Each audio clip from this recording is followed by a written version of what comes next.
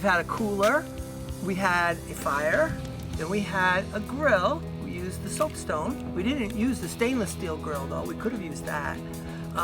And the only part that you're not going to see, because it's still hot, is the coffee table portion, which is something you use in the morning after the coals have gotten cooler, and you could have your coffee tomorrow morning, which is a Sunday morning wonderful thing to do. Thanks for watching the King Street 4-in-1 Fire Pit, and if you're interested, please get in touch with us because we have one just for you.